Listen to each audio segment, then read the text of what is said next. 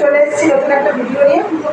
তো দেখো মা এখানে রান্নাবান্না কমপ্লিট হয়ে গেছে। তোমরা কী করবে এখন? ঢেঁকি শাক আর ঢেঁকি শাক থাকবে না? আমি কিছু করবো না। আমি বললাম মা তুমি পাউরুটি টোস্ট করে দাও, আমি খাবো। কিন্তু মা তো বলছে এখন পাউরুটি টোস্ট করে দিতেই পারবো না। খিদে পেয়েছিল, একটু চিড়ে ভাজা দিয়ে চা খেয়ে নিয়েছি। আর আমার চিড়েটাকে একটু ভালো করে ভেজে পেঁয়াজ কুচিয়ে খুব ভালো লাগে। ঠিক আছে, কিন্তু খেয়ে খিদেটা বেড়ে নিই। মনে হচ্ছে না একটু বেশ সলিড খাবার, যেমন ডিম টোস্টটা খুব ভালো লাগে।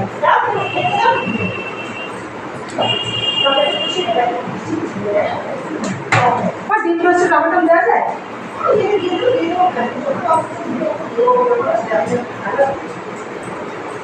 তুমি কি করছো ওটা? রসুন কুচি, ঢেঁকি শাকে রসুন কুচি। তোমরা কারা কারা খাও অবশ্যই বলবে। তোমার তো কলকাতার লোকেরা তো ঢেঁকি শাক কী জিনিস জানোই না, জানো মানে তোমরা তো জানো না। আমাদের নর্থ বেঙ্গলের লোকেরা কিন্তু ঢেঁকি শাক পছন্দ করে না, আমরা খাই ঢেঁকি শাক। তো মা এবার এসছে যেহেতু, মা বলছে আমি যাবার আগে আমাকে ঢেঁকি শাকটা খাওয়াবো। কবে থেকে আমার ঢেঁকি শাক খুঁজছিল, ব্যালকনিতে দাঁড়িয়ে দাঁড়িয়ে খাবে ঢেঁকি শাক গেল না, ঢেঁকি শাক গেল না।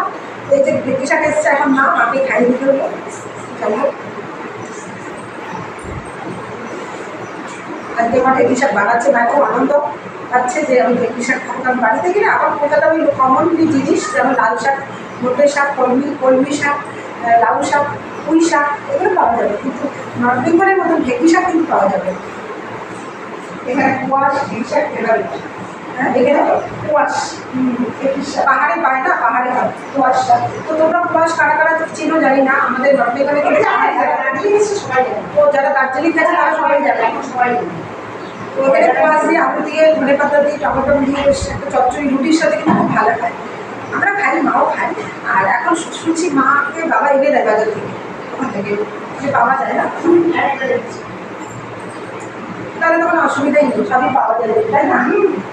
এখন আর শিলিগুড়ি কলকাতা কোনো পার্থক্য নেই, এখন সব জায়গাতেই সব কিছুই পাওয়া যায়, খালি ঢেঁকি শাকটাই পাওয়া যায়। ঢেঁকি শাকটা পাওয়া যায়।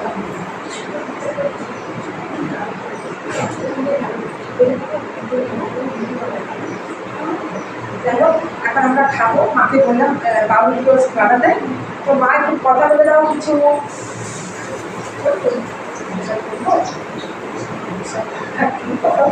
কী কথা বলবে? মায়ের স্নান হয়ে গেছে, পুজো হয়ে গেছে, এখন মা রান্নাটা করলো, আমি ঘর গোছালাম, আমাকে সোফা গোছাতে হবে। এখন একটু খাবো, খেয়ে একটু গোছাগুছি করে ঘরটা ঝাড়তে হবে, রান্না বান্না খাওয়া দাওয়া সব দেয়। তারপর কাজে বন্ধুরা খাওয়া দাওয়া, বন্ধুরা এখন সব খাওয়া দাওয়া রান্না বান্না সব কমপ্লিট।